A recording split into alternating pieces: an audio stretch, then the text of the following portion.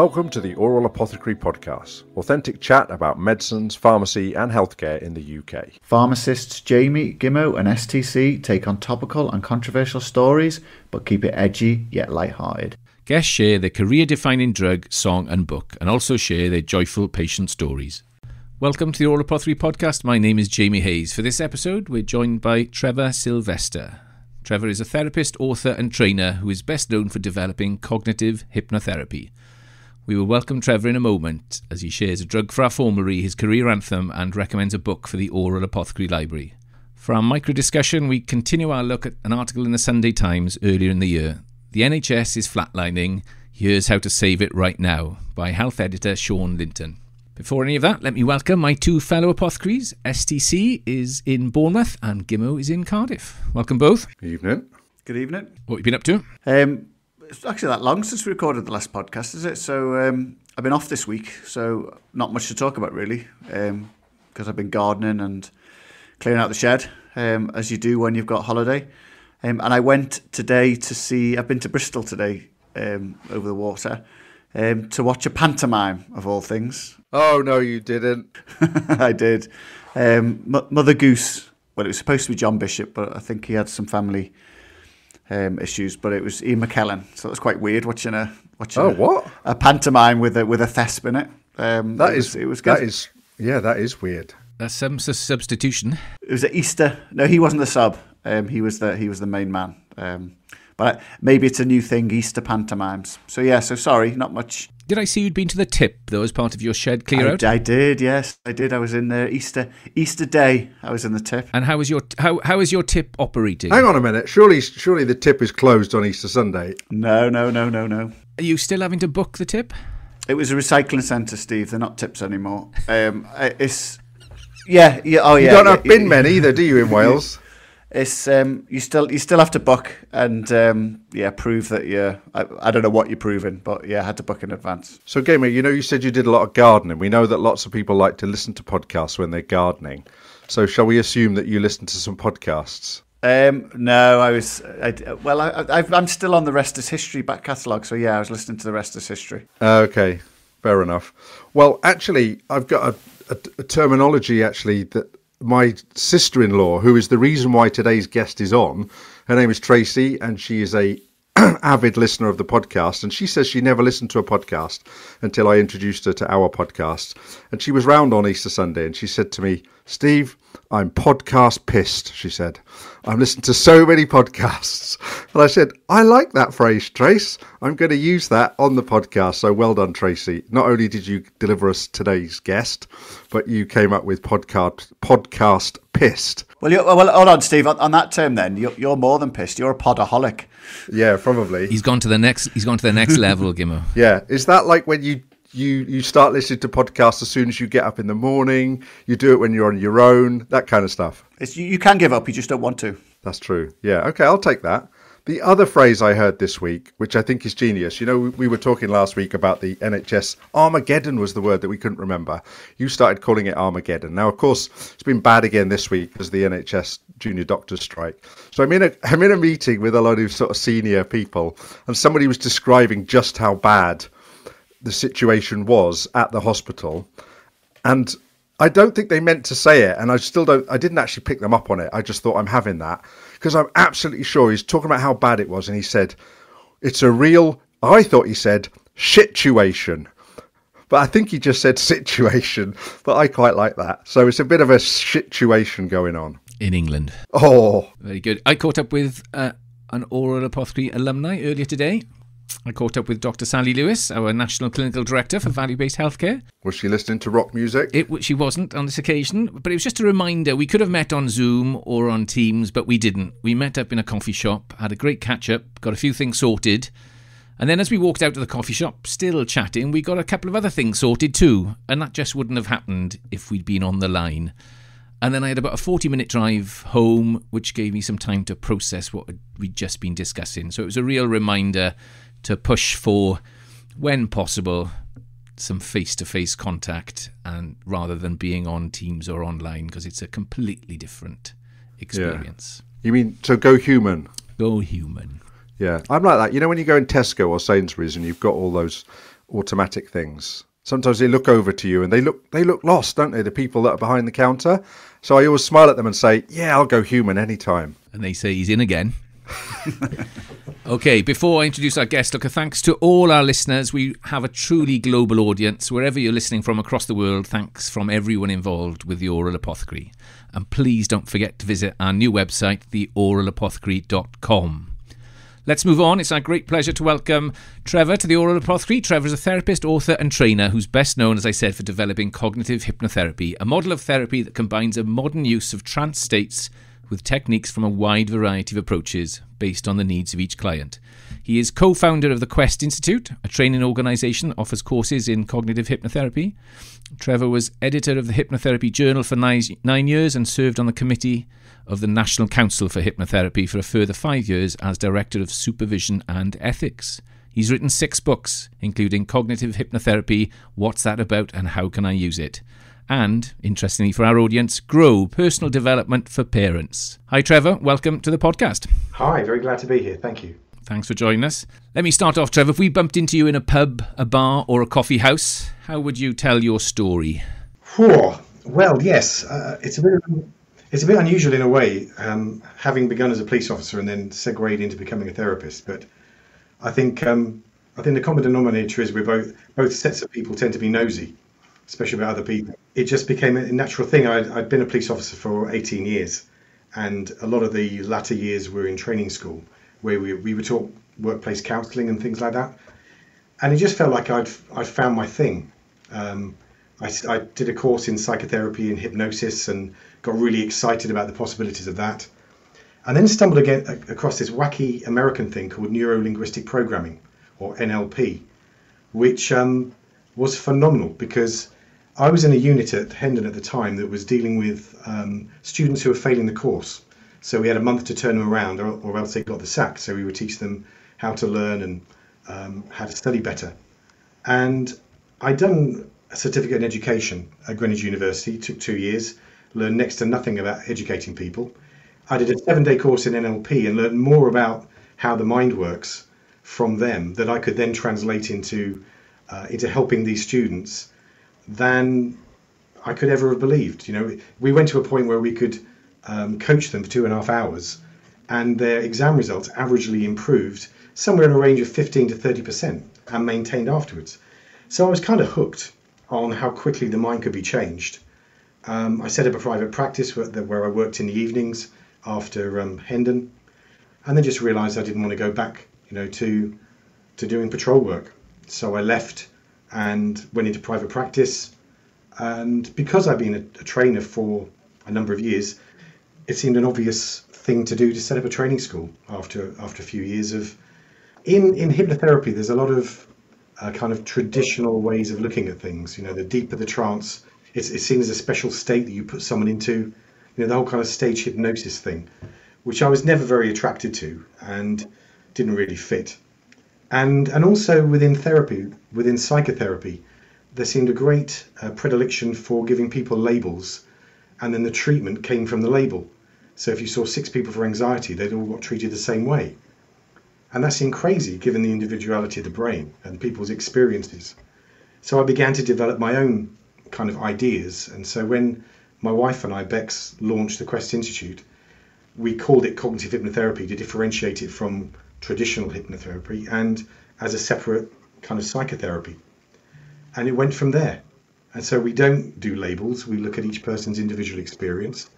And one of the key things is we look at how, supposing if we do something common like a phobia, when you see somebody in the midst of having a phobia, they're in a trance state. They've been hijacked in a way by their unconscious, which is causing them to behave in a way they wouldn't choose to, but over which they have no control. And it's for their own benefit. And so what we do as cognitive hypnotherapists is to help the client to understand that trance state and then dehypnotize them so they no longer go into it when they are in their trigger situation. They continue to act as they would always want to. And it seems to work really well. Trevor, fascinating stuff. Do you get fed up with, or do you like it when people talk to you about their own hypnotherapy examples? It's frustrating. The first thing, if you say you're a hypnotherapist, which I generally don't, you'll get, don't look into their eyes. classically, and this happened at a wedding only 2 weeks ago, they say, "Oh, does it work?" And I say, "No, my whole life is based on a lie." It's classic. So I'm going to give you two examples. Go on. The first one is your friend of mine, Tracy, my sister-in-law, who you work with at Hendon. Her dad, bless him, he's dead now, Ray, but he smoked smoked like 40 a day for like 20, 30 years. He gave up overnight when him and a load of guys from the bus company went to hypnotherapy. And the second one is my own personal, Jamie, I think you were there. We were students in Cardiff, Please, no. stage hypnotherapist, and I decided that I wanted to go on because I'm really fascinated about the mind. I know we're going to talk a lot more about this. So I thought, right, and I didn't drink, okay? So I didn't drink. I went up, went through the first bit where they get rid of a few people who are clearly, either pissed or are not able to be put under. And I would say that I kind of went along with it. I knew what I was doing most of the time, but there were two really, really weird things. One was another friend of Jamie and I's called Sam Patel, whose wife is also an avid listener of the podcast, was also doing it. Now, I'm not sure if he was pissed, but he was asked to march like a sergeant major, and he marched headlong off the stage into the crowd, and it was quite a high stage, and there's no way he would have done that, so he may have been pissed. But my weird one was we were asked to pretend we were 7 years old, and so up until this point I felt I was playing along with it. But there we go, I start speaking and I go, "Hello, my name's Theven, I'm Theven," and I had a lisp when I was young, and I didn't plan on doing that, and that's what freaked me out.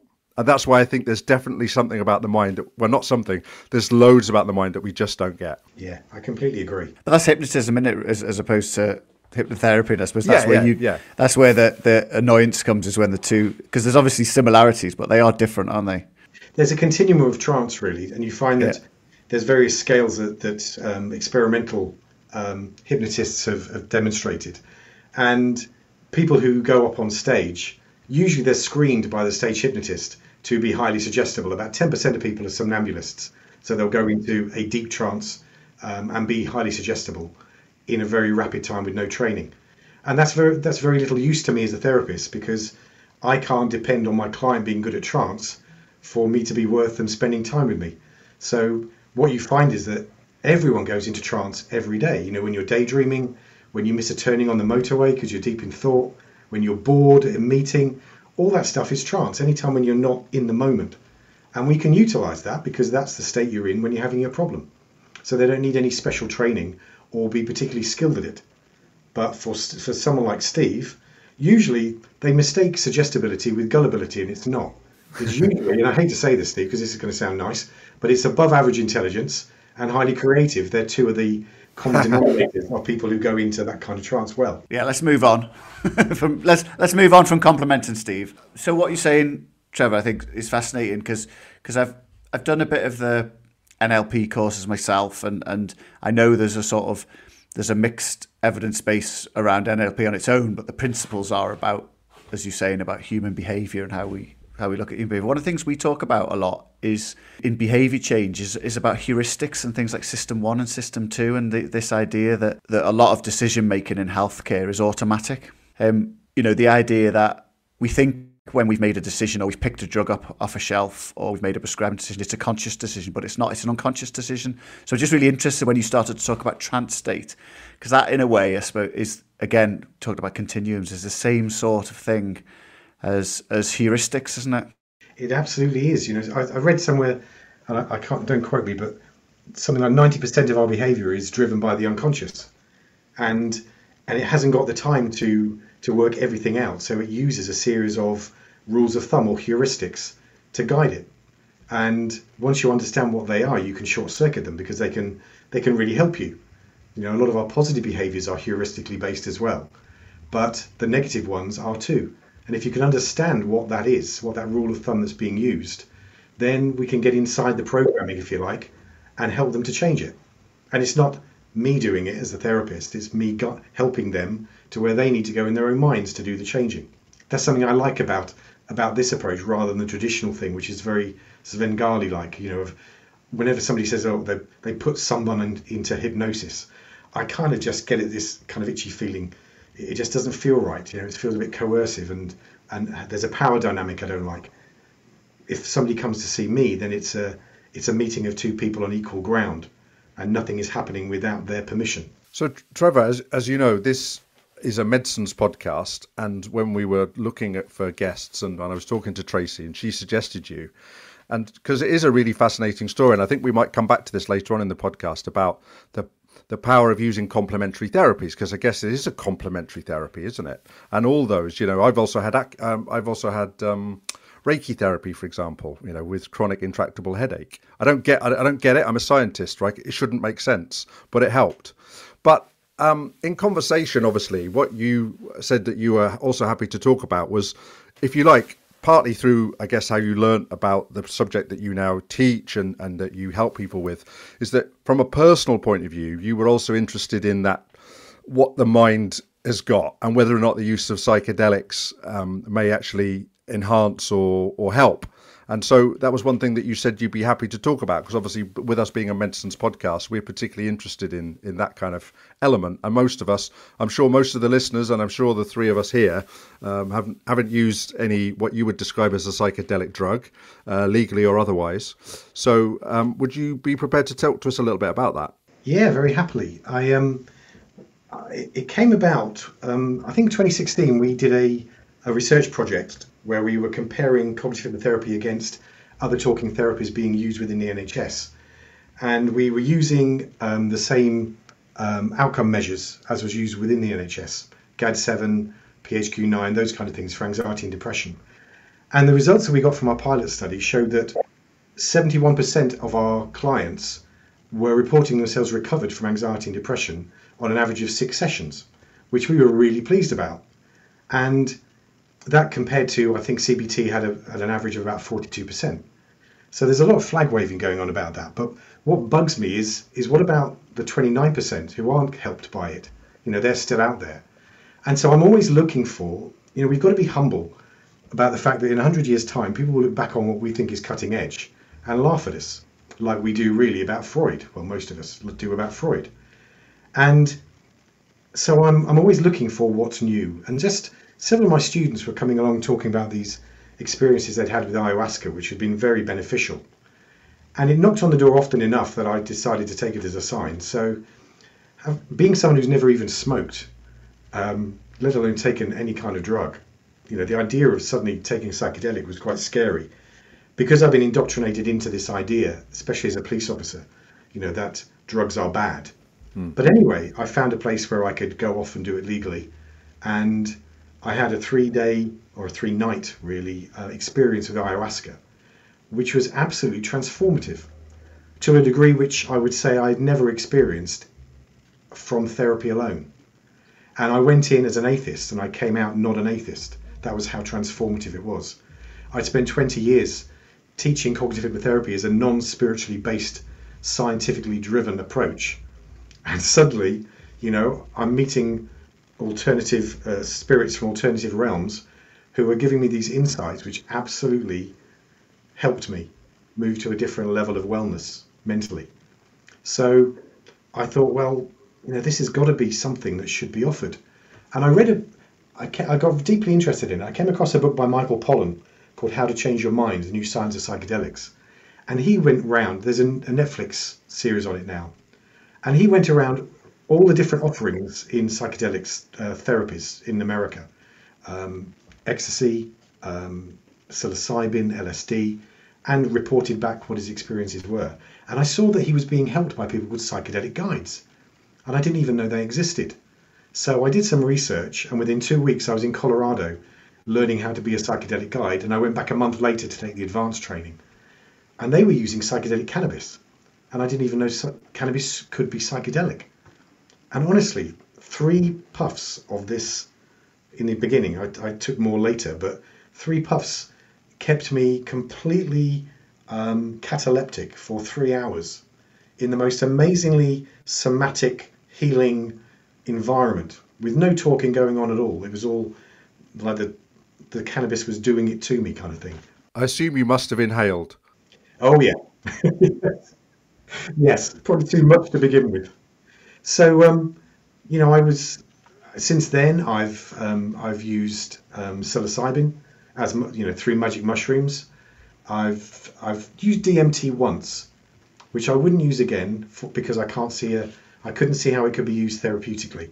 It was too much kind of a wham bam experience. Yeah. So just to clarify for the listener in relation to, I still go to, is it called Ask Frank? Is the website about illicit drugs. Oh, right. And psychedelics. Are you familiar with that, guys? No. Yeah. So it was set up by the government, and it's called Ask Frank. And ayahuasca, although it comes from an Amazonian plant, if I'm right, but it's thought to contain DMT, isn't it? Which is, for the listener, is dimethyltryptamine. It is. Yeah. So, and it's claimed quite a lot of interest recently because Prince Harry, in his book, I quote, "It cleared the windshield of the trauma of his mother's death." And I believe that Elon Musk may also be an ayahuasca user and fan. I can quite believe it. I think it's the research that I've seen done on it for trauma-based stuff. There are some incredible results, and it has to be. We've got to be really careful here because when you read Michael Pollan's book, you realise how we've had 60 years of misinformation about it.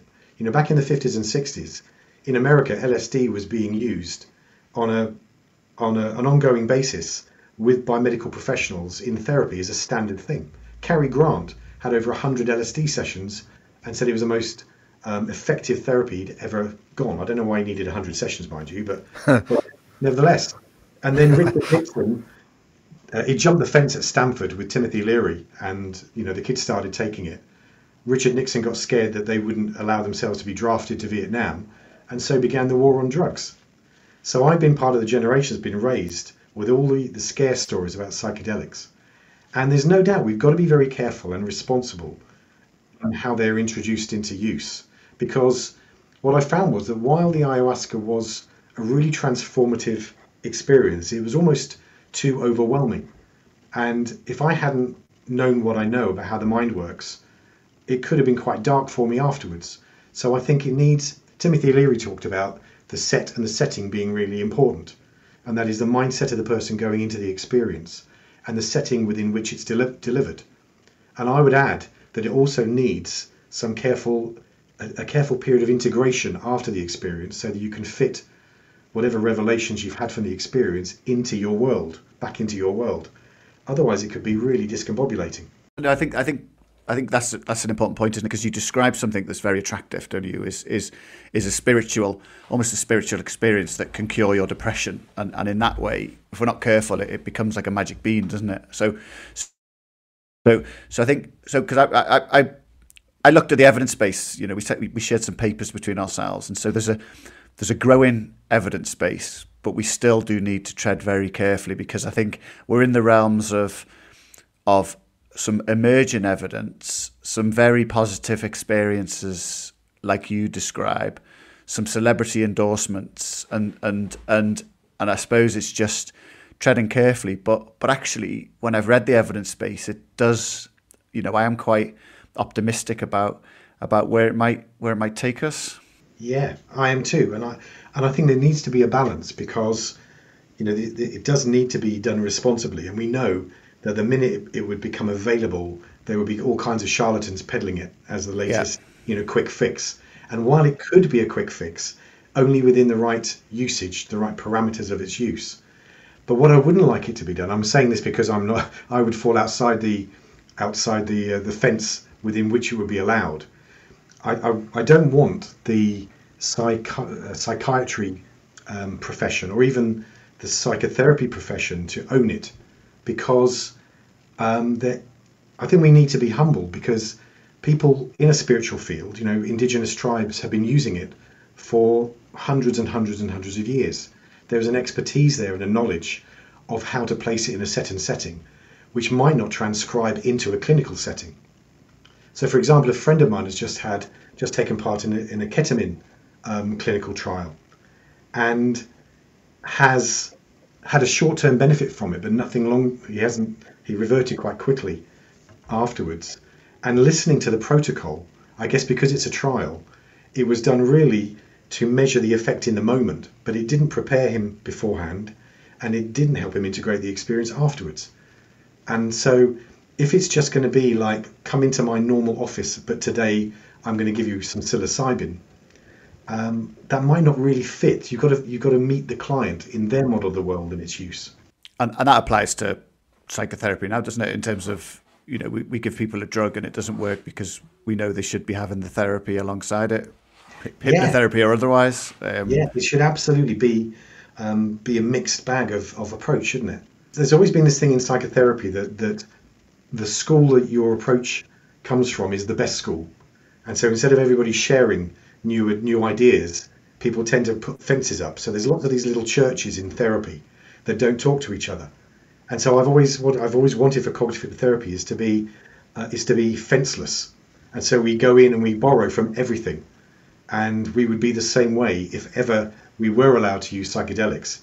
It would be sitting in front of each client, finding out how they work, what is their spiritual model if they have one, and if they haven't, how else could we introduce this in a way that would be the most profound experience for them to have? Because in every experience there is some placebo, but let's maximize the placebo by making it what they wanted it to be, not what I wanted it to be for them.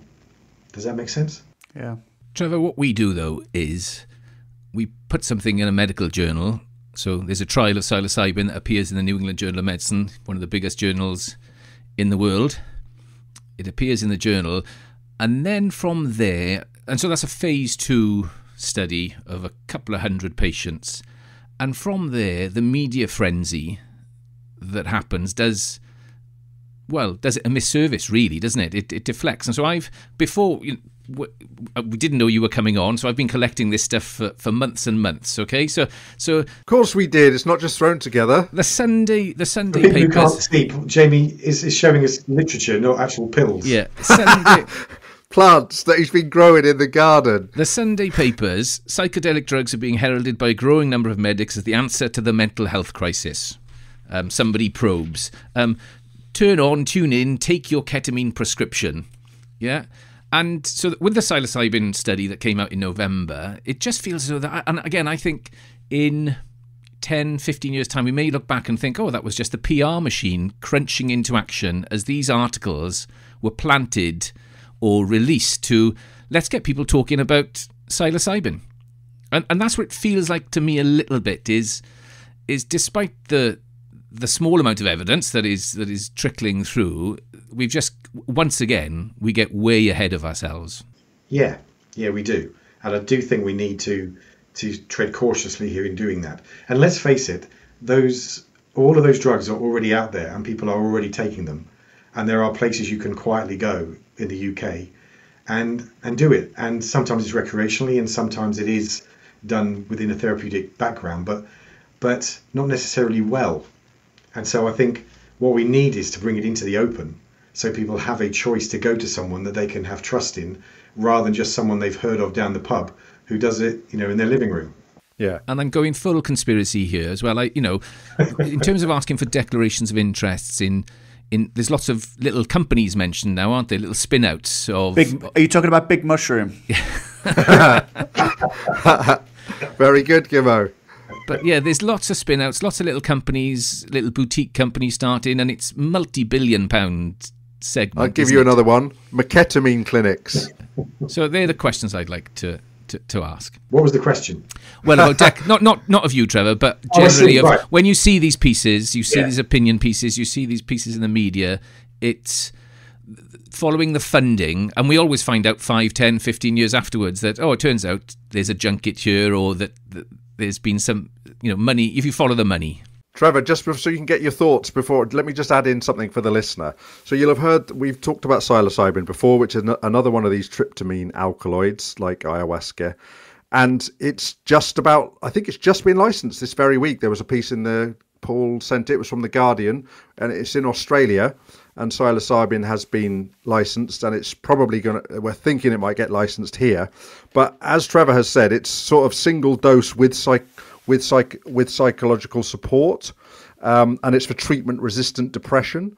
So it is in a very controlled way. And I know offline, when I've spoken to Trevor when we planned about him coming on, he did say he really feared exactly what Jamie's asking, and that it would get taken out of context. People would be looking to make a quick buck. And actually, when you're trying to do it properly and holistically, like Trevor's suggesting, that's when we could have a problem on our hands. But I'll let you answer Jamie's question. Well, I would share what Jamie is saying, other than my experience. You know, I'm a fan of it because I've felt the effect of it, and it has fascinated me about the doors that it's opened, the things that it's changed in me, and of course, because I've experienced that, I really want other people to have that benefit too, especially the people who are not being helped by current chemistry or by current therapy. You know, we've got to keep moving on, haven't we? And you know, and there's so much of the need of it. Depression is going through the roof, and we haven't got the treatments that actually work, because largely, I think, it's because our society is in a way, the depression is a response to the toxicity of our society. So that isn't going to get better anytime soon. Maybe this would begin to alter it. The Guardian article is the big idea: should doctors be able to prescribe psychedelics? Which in itself is a big question. Would they want to? Are they the right people? Yeah. They're not. The idea of just them saying, oh, here's some psilocybin, good luck, is terrible. But a doctor prescribing it within a multi-agency approach, which could be, you know, somebody who's a shamanic practitioner, or just a drugs counselor, or a cognitive hypnotherapist, done in that way, and we move the client in the direction that would suit them most, with oversight. I think that would be a great model. A parallel on my mind is, you know, we've seen schemes where we've seen a project or a project where a community group have got together with local doctors and worked out that if people with intractable depression sort of enroll in allotment schemes, then they see a reduction in their depression. And then what happens is we get a term social prescribing, and we suddenly just think all a doctor needs to do is write a prescription to join the local allotment, and that will cure your depression, completely forgetting that what was around it was the whole community engagement, the multifaceted approach. So I know it's different, but it's the same, isn't it? Is that we turn it into a prescription and it becomes a capsule. 25 milligrams of psilocybin is the answer, whereas actually it's a very small part of the overall answer. In the same way that 20 milligrams of fluoxetine is a small part of the answer, but we don't do the rest, do we? No, I think that's right. The psilocybin is just a catalyst that enables the next level of change, which I think is exactly what you say. It's about greater connection, and that greater connection should be to either or either and, actually, people or nature. Those are the two great healers. We've become increasingly disconnected from real relationships, and we've been terribly distanced from nature for way too long, and yet they're both healing. Good relationships and good relationship to nature are healing. I tell you how, I think we're all in agreement that it's about holistic care, isn't it?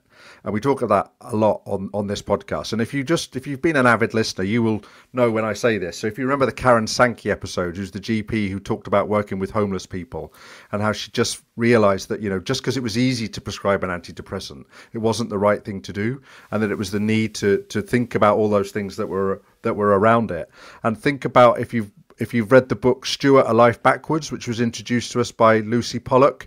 Such a powerful book, but again, it's all about the situation that person found themselves in. And so I think, you know, I'm an evidence-based practitioner. I'm a scientist. I've told you I've tried Reiki. I don't understand it. It did work.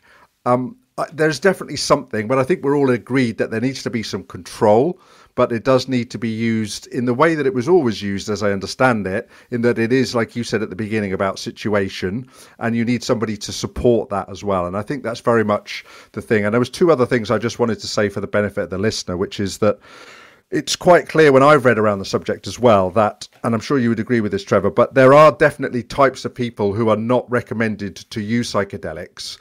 People with, as I could understand it, people with a history of psychosis or a family history of psychosis, even taking the some of these SSRI antidepressants is considered to be a contraindication. And we also know that in too big a doses, you can definitely cause heart arrhythmia and palpitation. So you do have to be careful with this stuff. And I think that's really important.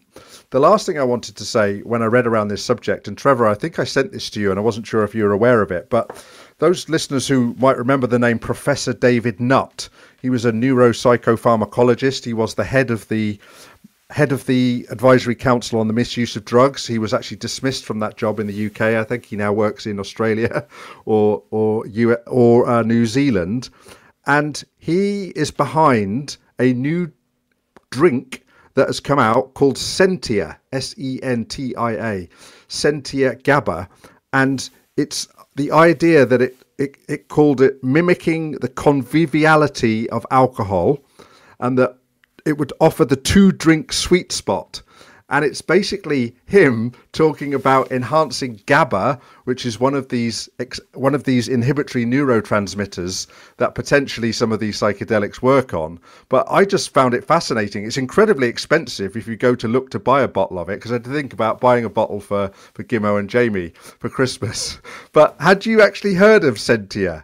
It's bizarre. It's a bit left field, isn't it, for him to go down? It is a bit left field.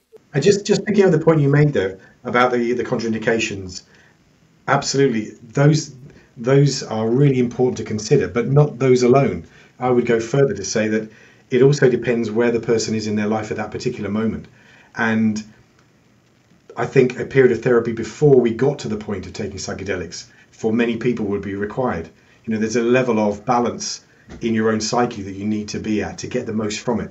It's not to be used to fix the nursery slopes of therapy. It's to push you further over once you are kind of almost there, if you like, just to get you to another level of functioning. Sorry, it's treatment resistant we're talking about as well at the moment in the studies.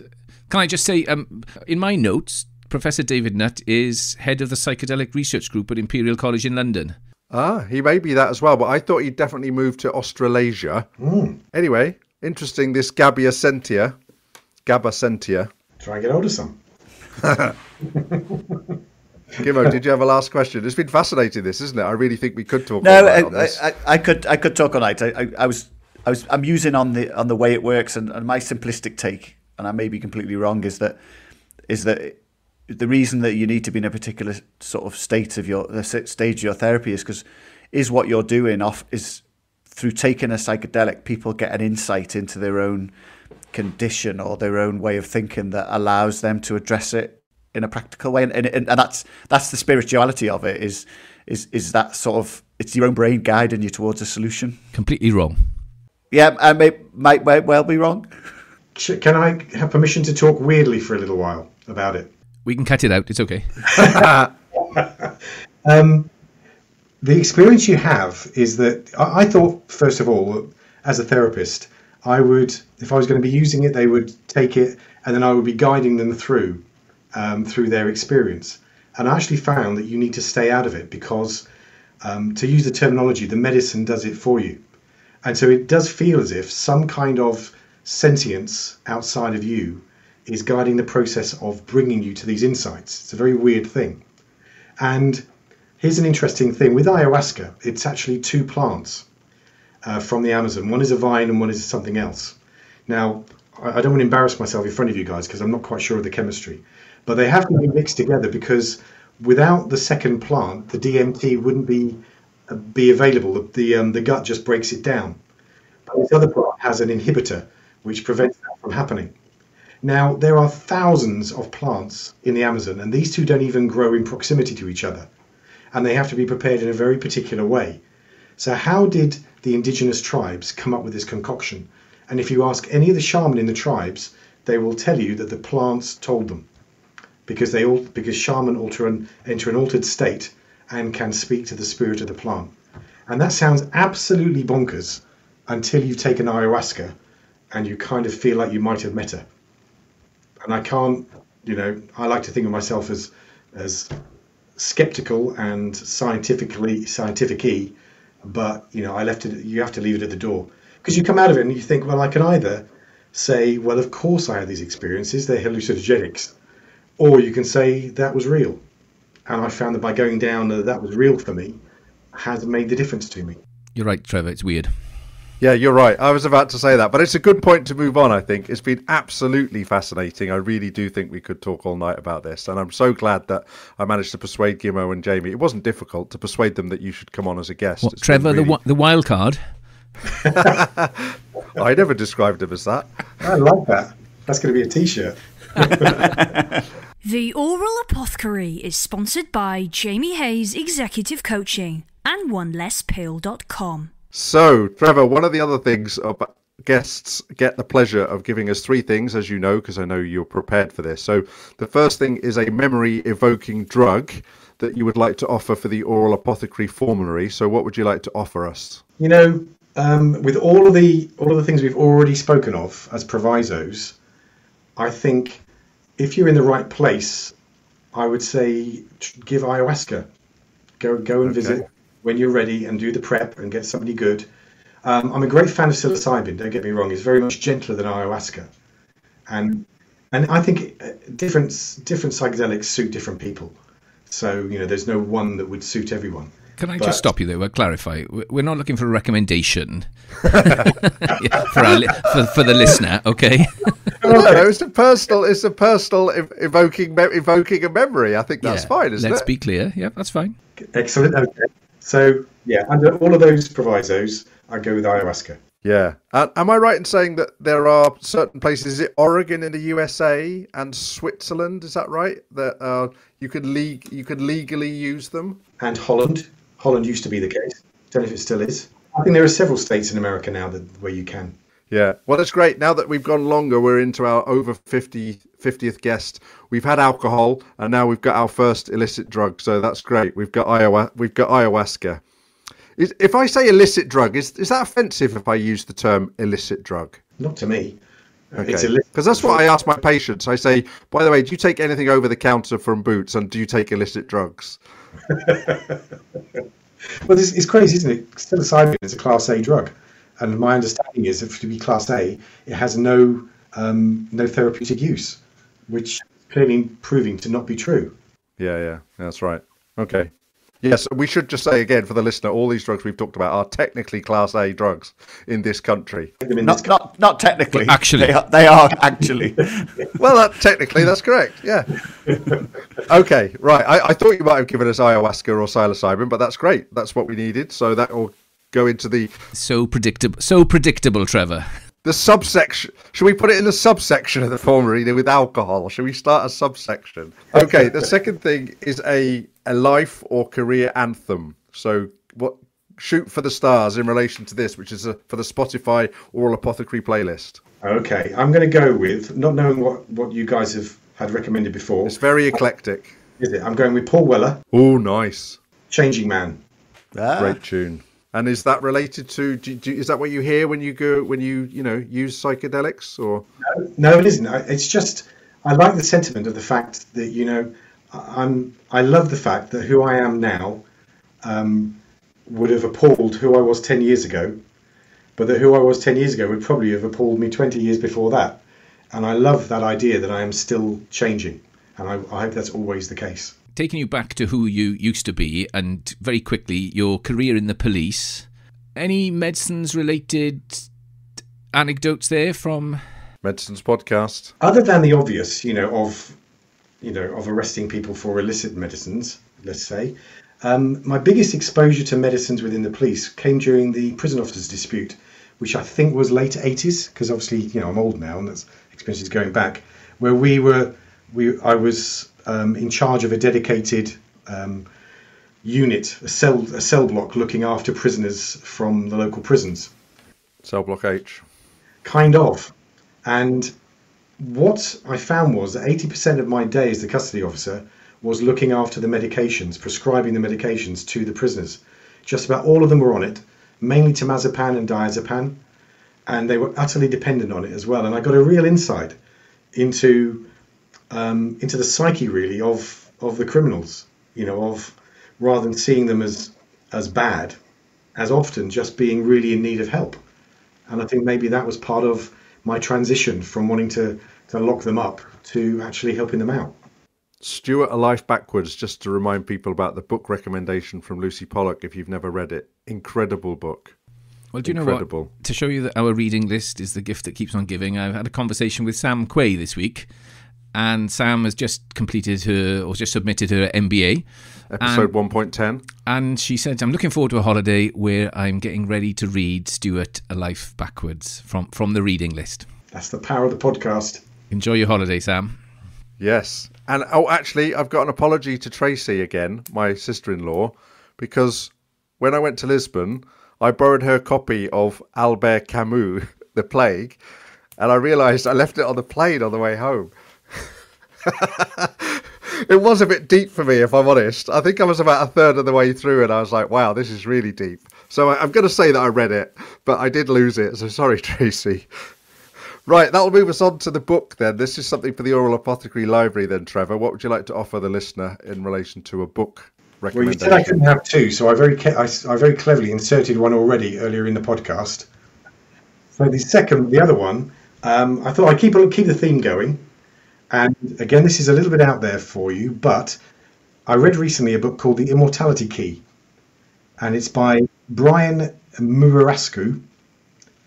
And it's the social history of the religion with no name. And what that basically is mapping back the use of psychedelics in history as part of an initiatory experience, going back to the Neolithic when it was used in beer in Europe, and all the way down into the Mediterranean when it was used in the Eleusinian Mysteries when it was wine, and the suggestion that it might even have been the original Eucharist, and that Paul lost his loaf over that a little bit and watered it down to just wine and bread. But originally it was psychedelic. So how's that? That sounds pretty cool. The Immortality Key by Brian Muraescu. It almost rhymes with ayahuasca. No, not really. Not really. Jamie, have you read that one? No.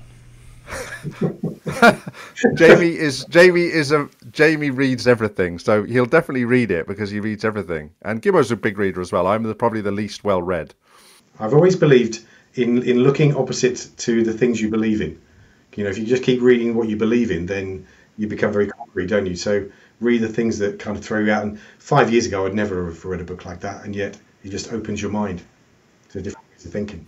Well, I think this episode has definitely met the bar of trying to open the mind, and so you've definitely done a great job in relation to that.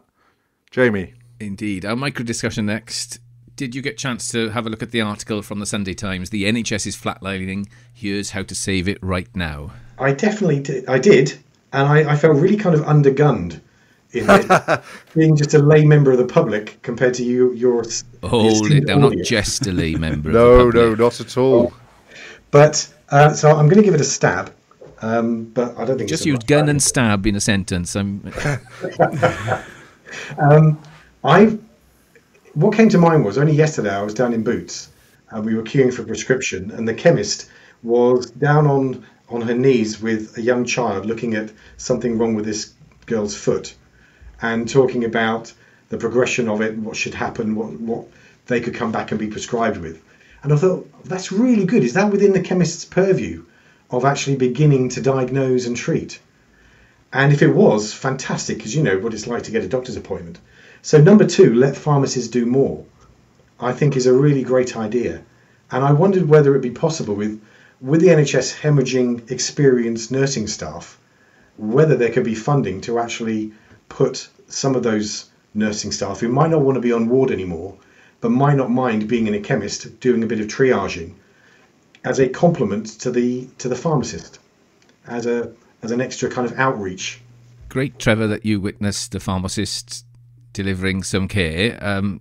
Slightly unhealthy that you're able to observe it all and hear it all. That's what I was thinking. I thought that's where he was going to come from. I thought that's what he was going to say. That's a work in progress. That's a work in progress. It was an ingrowing toenail or something. It was nothing of any particular privacy, I don't think. I think we should let our community pharmacist expert talk to this one. Paul. Well, no. So firstly, that sort of thing is happening. From community pharmacies hosting GPs and other types of clinics, but more that multidisciplinary approach. Interesting. I'm not actually aware if nurses are directly employed in any pharmacies, but I've certainly heard similar schemes. But what was interesting in what you said, and you described yourself as a lay member, a lay person, so I'll use that, is that I think there is a general shift in the general population about the potential of the role of community pharmacists that probably wasn't there 10 years ago. I think people might have poo-pooed or thought they were getting a cheaper, inferior service if they'd used a community pharmacist. So in a way, it's heartening that you said that, because I think it's where we want to be, and I think so for you to pick it up as an answer, I think is good. Paul, as a layperson, I feel so divorced from my doctor's surgery now. It almost seems impossible to get an appointment. And this is only anecdotally because I haven't needed to. That to think that I could go down to Boots and speak to somebody who could give me the first level of intervention, even if it's only putting my mind at rest, is tremendously reassuring. Yeah. Other community pharmacies are available. They've had a few mentions tonight. Yeah. Although, I mean, I'm sure, Gimmer knows more about this than anybody, but, it's quite interesting actually that you say that, Trevor, because, for example, when we had the Patient Association, not Deborah, what was her name? Rachel, she was talking a lot about how she spent her life, first of all, talking to her community pharmacist when her children were young. And I got the impression that was, 20 years ago. And my dad's well retired now, but he was a community pharmacist, started in the 60s. And people would always go to their community pharmacy, whether they could get access to their GP or not for certain things. I think it just does depend on the area that you work in, the people that you've got there, how difficult or easy access is, and that those people have got the time and the abilities to do that. But yeah, but I think people have, even that description of Rachel's is a defined view of what the community pharmacist can do. I took what Trevor to be saying as that more advanced role in the realms of doctors and nurses and other members of the healthcare team, I suppose. Sure. Yeah. And the answer to that, Trevor, is that certainly in England there is a scheme now, so that if you phone up or try to get hold of the surgery, they would say, for a list of things that might involve what you've just described in this child, is you can go down to the community pharmacy. So that is definitely happening. They're ready, Trevor. We can no longer describe them as a sleeping giant. Don't write in. Okay, thanks all. A big thank you to Trevor for joining us on the Aural Apothecary and for sharing his stories, his desert island drug, his career anthem, and his book for our library. I knew it. If we had bumped into you in a pub, Trevor, it would have been fascinating. Thank you very much. Coming up next time, we'll be joined by Liz O'Riordan. Liz is an international speaker, broadcaster, and award-winning co-author of The Complete Guide to Breast Cancer, How to Feel Empowered and Take Control. In 2015, she was diagnosed with stage 3 breast cancer whilst working as a consultant breast surgeon. In 2020, she launched her podcast, Don't Ignore the Elephant, that talks about the things that no one else does, like sex, death, and body image. Join us next time on the Aural Apothecary. You can contact us via Twitter at Aural Apothecary. We're on LinkedIn. Visit our new website, theauralapothecary.com, and you can email us at auralapothecarypod@gmail.com. Gimmo now with the final ingredient. And I've just realised, I think the final ingredient featured psilocybin about a year or so ago, didn't it? We were way ahead, we're way ahead of the curve on the evidence. It's not just thrown together. You can remember his last ingredients. Of course. So I've got it all logged. That's why it's all on the website. Sorry, Gimmo. What if I told you that a solution to antimicrobial resistance or high opioid prescribing could simply be to get more sleep, or to put it more accurately, to help prescribers get some better quality of rest? So we've talked a lot about the need to reduce the prescribing of antibiotics and opioids, and we've discussed many strategies to do so. But those strategies, while good, are fairly conventional. So sometimes you need to think left of field. And one of my favourite books is called Obliquity by John Kay. And the book describes how, paradoxical as it may sound, many goals are more likely to be achieved when pursued indirectly. And I was reminded of the book when reading a recent article in the Times that you sent through, I think, Jamie. Tired GPs write more scripts. So the article was based on a study in the University of Manchester who looked at the prescribing patterns of 320 GPs in England. And they found that doctors with a high burnout rating working over 37 hours a week were, on average, 4 times more likely to prescribe opioids and 5 times more likely to prescribe antibiotics. Doctors who reported feeling emotionally exhausted were more likely to prescribe these drugs, while those intending to leave their jobs were even more likely to prescribe opioids and antibiotics. So this study, produced in the British Journal of General Practice, highlights how rising stress levels and exhaustion amongst GPs are actually putting patients at risk of harm and contributing to what we talk about a lot, which is overprescribing. So easier said than done, I realise, but researchers said the new studies highlight the importance of GP surgeries, and I guess we could say the same about any clinical setting, introducing measures to mitigate burnout, which is being fueled by workforce shortages. As I say, not an easy solution, but there we have it. If we're really serious about reducing opioid and antimicrobial prescribing and overprescribing in general, then maybe we need to listen more to our striking NHS colleagues who aren't just talking about pay, but they're talking about workforce well-being. This was a 3 Apothecaries production. Sound engineer Jimbo Slough, original music Jamie Brewster, artwork by David Baker. Thanks for listening to the Aural Apothecary podcast. It's all about pills, thrills and bellyaches. This episode of the Aural Apothecary is sponsored by OneLessPill.com, a medicines optimization consultancy.